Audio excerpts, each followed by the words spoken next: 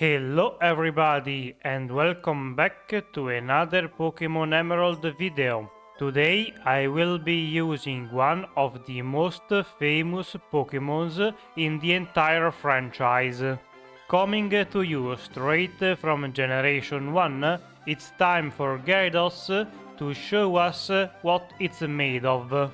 Gyarados is also one of the most surprising evolutions in the entire franchise, going from a pretty useless and goofy Pokemon to a very intimidating one.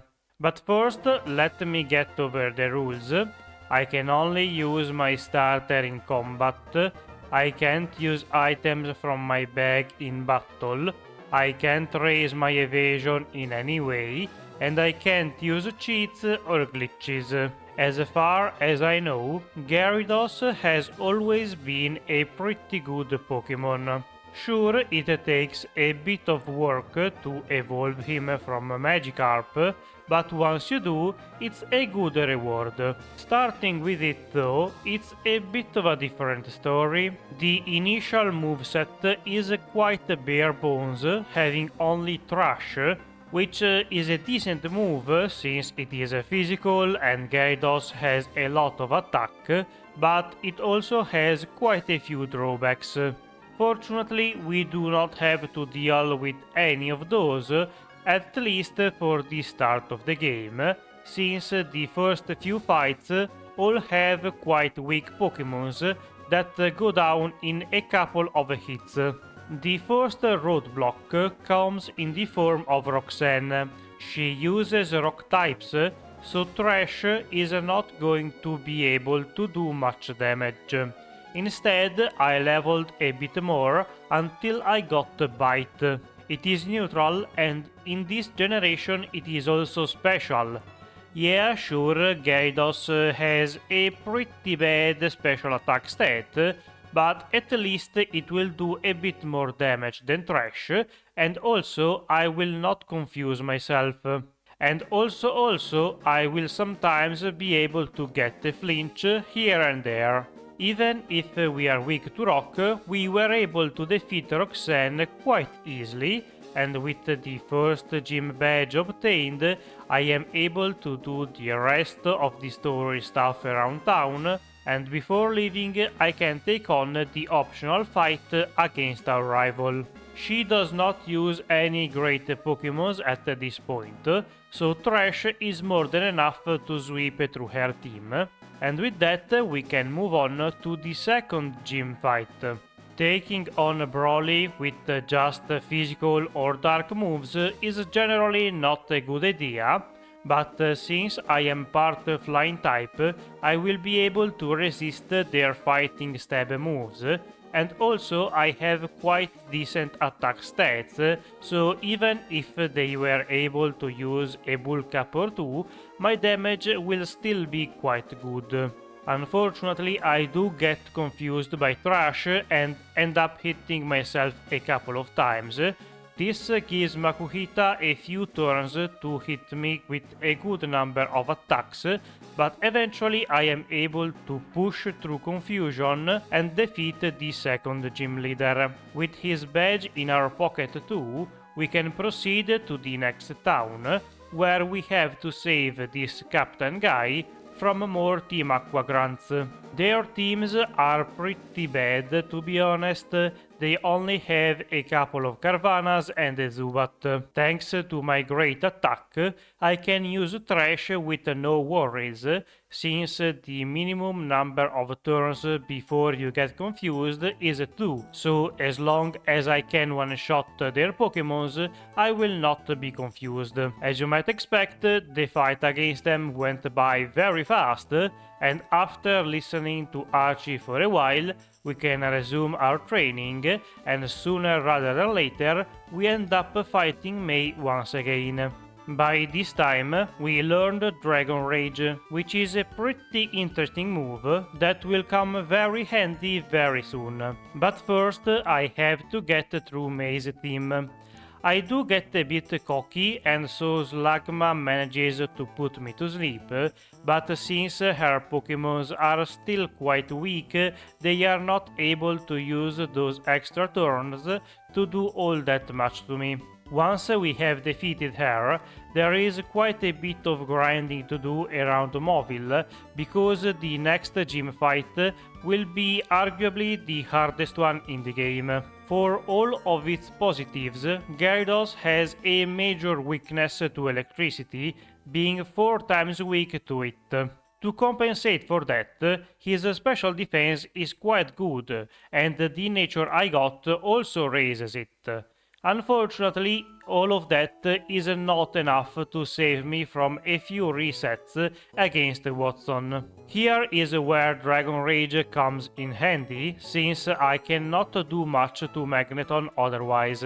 Instead, with this move dealing always 40 damage, 2 attacks are enough to defeat the Magnet Pokémon. Fortunately, I did not take much damage from the rest of the team, so I can survive a hit and defeat his ace. Next, while exploring, we find the 2 teams in Meteorfall Cave having a bit of a verbal fight, and not long after that we have to climb the volcano to reach Maxi. Another not so great aspect of Gyarados is the fact that he is a physical attacker. That will cause a couple of issues in this game, since there are a ton of Intimidate Pokémons. There is a way to get around that, because Gyarados learns Dragon Dance.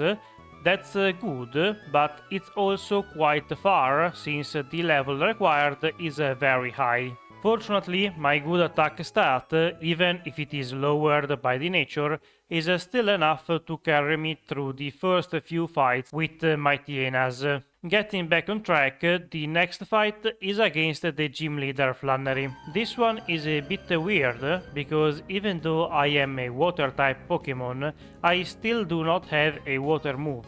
That would have helped quite a bit in this one, but at least thanks to my typing, I am able to resist their fire moves. So overall, even if this took quite a few turns, especially against the ace, who tried to go for the paralysis attraction strategy, one of the worst things in the game, I was still able to get through that, and with a couple of Dragon Rage, Torkoal went down in no time. Not long after that, we have another Pokemon gym fight.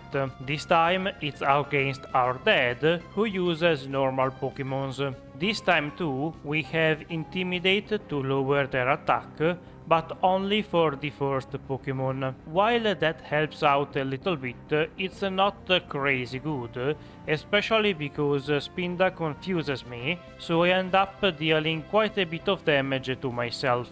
The rest of the team is a bit easier, but they are all able to survive a hit and chip me down a little bit. I was worried that Slacking could finish me off with Facade, but instead he preferred to go for the counter strategy.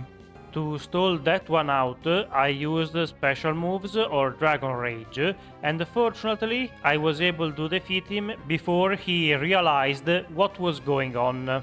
We are now given the Surf HM, which yeah, it's a special move, but given Stab, it is still going to be quite useful to me. After resuming our journey, we reach the Weather Institute, where we find the Team Aqua Admiral Shelley. Of course, she is not too big of a deal, and I am able to defeat her with a few attacks.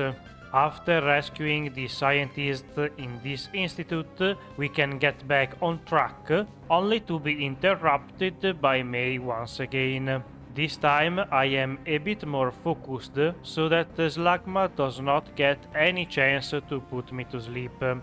This makes the fight go by quite a bit faster, and I am able to defeat her taking minimal damage. Next up is the gym fight against Winona and her flying types. I should have gotten Ice Beam for this fight, probably, mostly because it is quite good against a couple of hair Pokémons, namely Tropius and Altaria. Instead, I relied on my physical attacks, which are still pretty good since there is no Intimidate or anything like that, but there is only so much they can do. I even get Confusion stalled a bit by Pelipper, but fortunately I do not hit myself too many times in Confusion. Skarmory is where Surf really shines, since every other move I have does not deal anywhere near enough damage. I was very fearful of Altaria because of the one sand attack that Skarmory was able to use. Turns out that for once my worries made sense. I missed a few attacks, and because of that Altaria brought me down to a single HP point before I was able to defeat it. Well, that was very close. Thankfully, at the next match we have to take on, it's going to be a lot simpler. The May fight in front of them all is very easy, mostly because her team lacks a good number of evolved Pokémons. Both her starter and Slugma are still unevolved, so there is not a whole lot she can do about it. As usual, Pelipper tries to stall me, but I get a crit, so that was nice, and the rest of the team quickly follows it to the grave. Talking about graves, we can go to the Pokémon cemetery nearby and get the magma emblem from the lady on top. With it, we can enter the cave where Groudon resides, and here we find a whole bunch of Team Magma Grunts, and at the end of the dungeon, we find their leader Maxi. I am not too worried about his team, but the Mightyena Intimidate stuff might be annoying.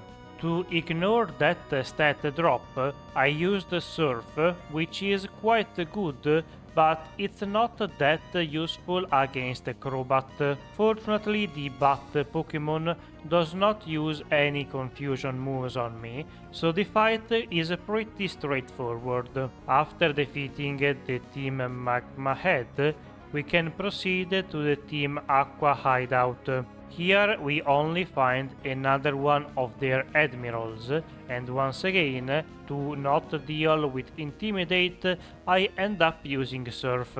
This time around I get a crit against the Bat Pokémon, so that was easy. And now for a bit of grinding, until I am able to take on Tate and Liza. I was a bit worried about the fight against them. Yeah, sure, I have both Surf and Bite, which are good moves against this team, but unfortunately they are both special, and my special attack is nothing impressive. To make things worse, they also stalled the fight with both Confusion and a Light Screen. That's quite annoying, so I had to use Secret Power a bit. To make things even worse, they get a special defense drop very early on, thanks to a Psychic. That's not even the worst thing that happens, because I get put to sleep with Hypnosis. Yeah, this is looking pretty grim, to be honest. Before going down, Lunatone uses another Light Screen, but that's not a big deal since I was not planning on using Surf because of the sun anyway. I get a very lucky Secret Power crit that brings Solrock extremely low. He dodges the potion range thanks to the berry, and with one last attack I am somehow able to defeat Tate and Liza in the first attempt. Next we have the other double fight of the island with Steven against the leaders of Team Magma. Once again there are a whole bunch of Intimidate Pokémons in this fight, so physical moves are not going to be that great. Instead I can spam Surf since it is a pretty good move, being super effective on two of their Pokémons and neutral on everything else. I don't think they even have light screen this time around, so this should be fine. Also, if one of the Mighty ends up using Swagger on me, I could switch to physical moves, since that would counter all of their intimidates. Rare occasion, we see Camerupt using Earthquake. That's interesting. He used it when my Pokemon was immune to it. Weird, but at least it's good for them since it gets rid of the Metang. Steven sends out the special Aggron that, against all odds, is able to land a Thunder, blasting away their Crobat like Team Rocket. Now that we are done with all of this stuff on this island, we can reach the seafloor cave with Dive, and here we find Archie about to wake up Kyogre. We have the first proper fight against him in the whole run, and with the extra levels I got, I am able to use Dragon Dance and, having countered his Intimidate, pretty much sweep through the rest of his team with a couple of attack boosts. The speed increase from the setup move is not very important, since Gyarados' speed is fine, and with all of the extra levels compared to the enemy Pokémons, I will never be outsped. The attack increase, on the other hand, is extremely important, and it will make the rest of the game easier.